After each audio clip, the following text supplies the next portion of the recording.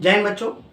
जैसा कि आज 22 जनवरी का दिन है और हम सभी को पता है कि हमारे देश में बहुत ही ज़ोरों शोरों से आज दीपावली का फिर से एक अवसर मनाया जा रहा है। और इसका सबसे बड़ा कारण यह है कि हमारे देश में भगवान श्री राम की वापसी हो रही है, घर वापसी फिर से हो रही है। उनको अपना एक सटीक स्थान जो है, स्थायी स्थान जो प्राप्त हो रहा है, जिसके वजह से उपलक्ष्य में हम लोग बहुत बड़े पैमाने में दिवाली मनाने का प्रोग्राम करे हैं। तो इसीलिए हम लोग प्रेम से बोलेंगे एक बार जय श्री राम, और हम लोग अपने शीश को उनके चरणों में रख करके आशीर्वाद लेंगे। चलिए आज हम लोग स्टार्ट करते हैं अपना नया चैप्टर, नया टॉपिक कोल।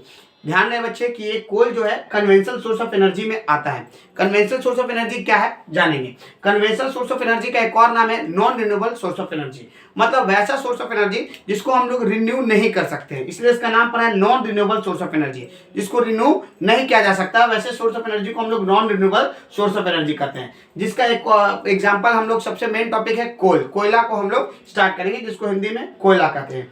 ध्यान रहे बच्चे कि एक कन्वेंशनल सोर्स ऑफ एनर्जी होता है, एक non conventional source of energy होता है। नॉन कन्वेंशनल सोर्स का एक और नाम है कि रिन्यूएबल सोर्सेस ऑफ एनर्जी। उसमें हम लोग वैसे एनर्जी के बारे में पढ़ेंगे जिसको हम लोग रिन्यू कर सकते हैं, पर यहाँ पे हम लोग वैसे सोर्स ऑफ एनर्जी के बारे में पढ़ेंगे जिसको हम लोग रिन्यू नहीं कर सकते हैं। मतलब अगर एक बार खत्म हो गया तो उसको हम लोग वापस से ला नहीं सकते हैं। तो हम लोग स्टार्ट करते हैं कोल। कोल को हिंदी में हम लोग कोयला कहते हैं। ध्यान रखें हमने बहुत अच्छे से उसका डेफिनेशन लिखा है। A type of black material that is dug और mined from the ground and burn to get heat. मतलब एक ऐसा काला मटेरियल पदार्थ जिसको जमीन के अंदर से खोद करके निकाला जाता है और जिसके जलने पे हमें हीट मिलती है। पर इतना ही कोयला का डेफिनेशन नहीं होगा, हम लोग और उसके बारे में विस्तार से जानेंगे। क्या कि कोल एक ऐसा फॉसिल फ्यूल्स है जो remains of the prehistoric plant and animal के वजह से बन करके निकलता है। मतलब कि हम लोग जानते हैं कि हमारे देश में या कहीं भी जब किसी नेचुरल कैलामिटी से भूकंप वगैरह आता है तो धरती फटती है। लोड्स और एक वेन्स होता है। लोड्स का मतलब होता है बड़ी दरारें और वेन्स जो छोटी दरारें। जब बड़ी दरारें पड़ती है तो जितना भी हमारे सरफेस पे ऑर्गेनिक मटेरियल होता है वो सारा जमीन के अंदर धंस जाता है और धीरे धीरे वो प्रेशर और टेम्परेचर के वजह से वो धीरे धीरे नीचे सेटल डाउन होते चल जाता है। ठीक है, तो बहुत ही अंदर जाने के बाद जहां उसके ताप मतलब टेम्परेचर और दाब मतलब प्रेशर और टेम्परेचर से कंटिन्यू प्रेशर और टेम्परेचर, क्योंकि अंदर ऑक्सीजन की कमी होती है तो in the absence of oxygen में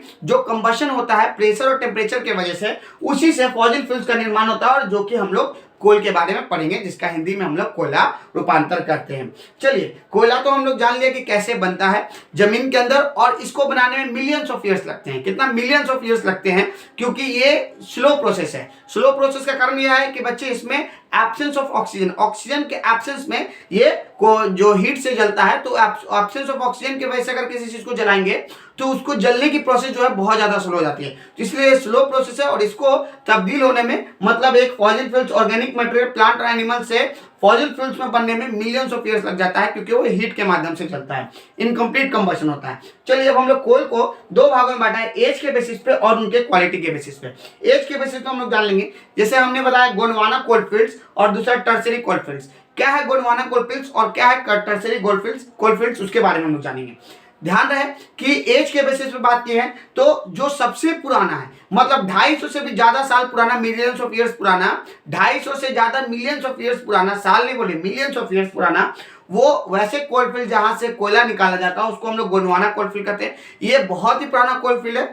दूसरी बात, ये ऐसा कोलफील्ड है बच्चे कि इसमें मॉइस्चर फ्री होता है, मतलब इसमें जो निकलने वाली कोयले होती हैं वो मॉइस्चर फ्री होता है। अब मॉइस्चर फ्री होने का क्या फायदा है, मतलब जब एयर या वाटर से मिला रहता है जो कोयला या कोई भी चीज, तो उसको जलने में थोड़ा टाइम लगेगा। लेकिन वैसा कोयला जिसमें एयर या मॉइस्चर या वाटर का कोई कनेक्टिविटी नहीं हो तो सूखा कोयला होता है और वो बहुत ही आराम से जल्दी जलता है, तो ये मॉइस्चर फ्री होता है। दूसरी बात कि 98% जो इसकी एबिलिटी होती है, मतलब गोंडवाना कोलफील्ड से हम लोग पूरे हिंदुस्तान का जितना भी कोयला है उसका 98% कोयला जो हम लोग गोंडवाना कोलफील्ड से निकालते हैं।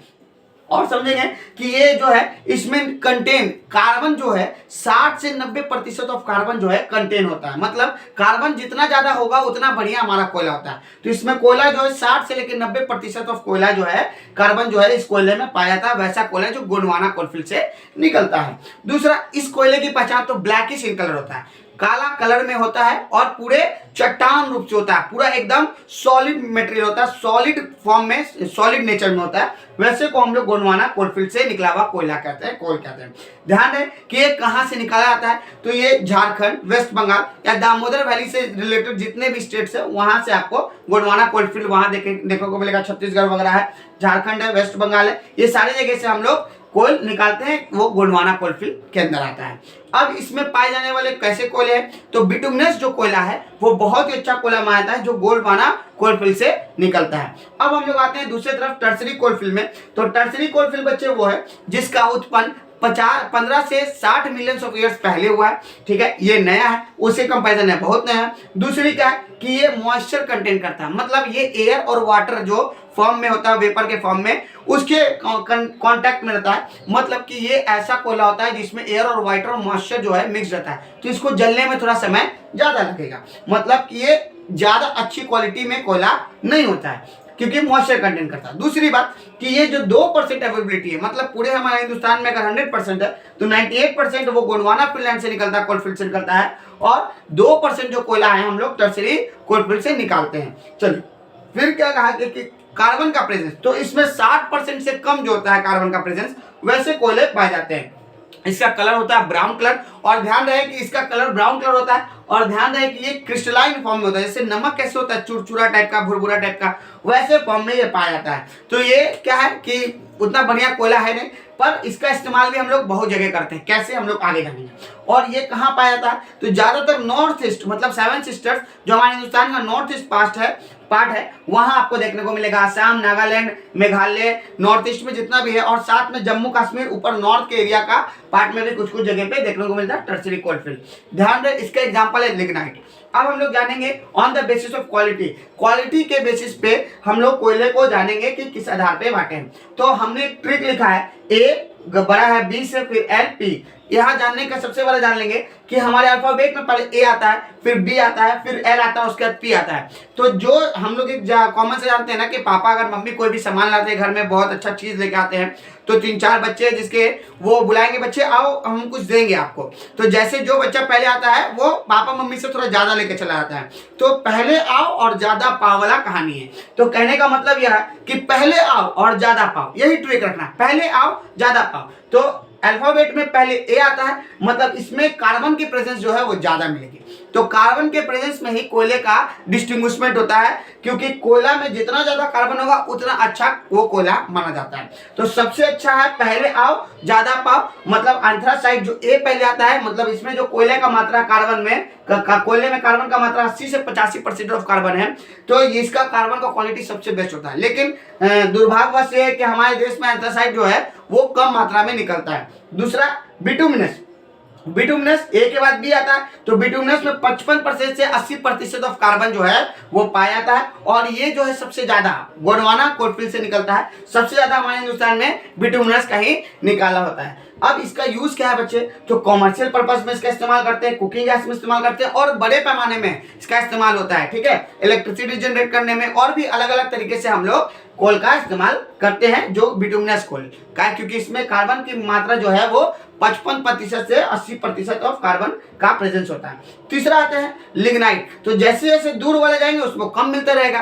तो लिग्नाइट जो है इसमें 40 से 55% ऑफ कार्बन इसमें पाया जाता है। इसका भी इस्तेमाल थर्मल पावर प्लांट में, इलेक्ट्रिसिटी जनरेशन में क्या आता है, लिग्नाइट का। अब एक चीज ध्यान रहे कि ये जो है इसकी अवेलेबिलिटी कम होती है, और ये जो है मॉइस्चर भी कंटेन करता है, तो क्या होगा कि इसको जलने में थोड़ा कम समय लगेगा। तो हम लोग क्या करते हैं कि बिटुमिनस को लिग्नाइट के साथ मिला करके electricity generated thermal power plant में इसका इस्तेमाल करते हैं, जिसके बेसिस पे क्या होता है कि लिग्नाइट का भी खपत हो जाता है, मॉइस्चर, और इसमें इसको बढ़िया वाला मिला दिए तो अच्छा हो जाता है। जैसे घर में भी हम लोग कुछ करते हैं ना, मम्मी लोग करती है घर में कि अगर कोई चावल कल का है आज का है तो वो मिला करके चला देती है, तो पुराना वाला भी सध गया और नया वाला के बेसिस पे लोग खा भी लिए, पता भी नहीं चलेगा। सबसे आखिरी है पीट जो होता है 40 से कम परसेंटेज ऑफ कार्बन पाया जाता है पीट में, और ये जो है सबसे कम मात्रा में कार्बन पाया जाता है, इसलिए सबसे कम क्वालिटी मतलब नीचे क्वालिटी वाला कोयला है जिसको हम लोग पीट कहते हैं। ये ब्राउन कलर का हो जाता है, उसमें स्मोक निकलता है, मतलब ये क्रिस्टलाइन फॉर्म में होता है, चुरचुरा टाइप में होता है और ब्राउन कलर में होता है। और बेस्ट क्वालिटी ऑफ कोयला जो होता है वो ब्लैक कलर में पाया जाता है। ये ब्राउन कलर हो गया, और इसमें धुआं जलेगा ना तो धुआं होगा, क्योंकि यहाँ कंबशन सही से नहीं होगा। जिसमें कंबशन सही से नहीं होगा उसमें स्मोक देखने को मिलेगा, क्योंकि इनकम्प्लीट कंबशन है। तो ये सबसे खराब क्वालिटी में पाया जाता है। तो पहले आओ और ज्यादा पाओ, क्या, कार्बन। तो एंथ्रासाइट पहले आता है, फिर बिटुमिनस, फिर लिग्नाइट और फिर पीट। अब एक और नोट में हमने पॉइंट लिखा है कि अवेबिलिटी और प्रोडक्शन क्या होता है। तो अवेबिलिटी मतलब जहां उसकी प्रेजेंस हो, जहां वो पाया जाता है, लेकिन प्रोडक्शन जहां से हम उसको निकालते हैं। तो बात कोयले की हो रही है, तो हमारे हिंदुस्तान में सबसे ज्यादा कोयला जो है वो झारखंड में पाया जाता है, लेकिन झारखंड में पाया तो जाता है पर निकाला नहीं जाता। क्यों? क्योंकि निकालने का कुछ कारणवश है कि वहां पे टेक्नोलॉजी नहीं है या कुछ ऐसा प्रोसेस होगा या जिसके वजह से उसको निकालने में दिक्कत होती होगी। तो बहुत सारे ऐसे बेसिस पे है जिसके वजह से हम लोग उसको निकालते नहीं है। तो अलग अलग कैटेगरी में बांटते हैं। दूसरा है प्रोडक्शन। प्रोडक्शन जो सबसे ज्यादा हमारा कोयला का होता है वो कहां से होता है? छत्तीसगढ़ में होता है। एक और महत्वपूर्ण बात मैं बता देता हूं उस पर कि गोल्ड की अगर बात की जाए तो मेटल में हम लोग गोल्ड को पढ़ते हैं। गोल्ड जो है वो सबसे ज्यादा गोल्ड का अवेबिलिटी है बिहार में, लेकिन दुर्भाग्यवश किसी कारणवश, क्योंकि हमारे बिहार के बहुत सारे पार्ट में अभी भी नक्सलाइटों का कब्जा है, नक्सलवादियों का कब्जा है, तो उसके प्रोडक्शन जो है सबसे ज्यादा कहां से होती है?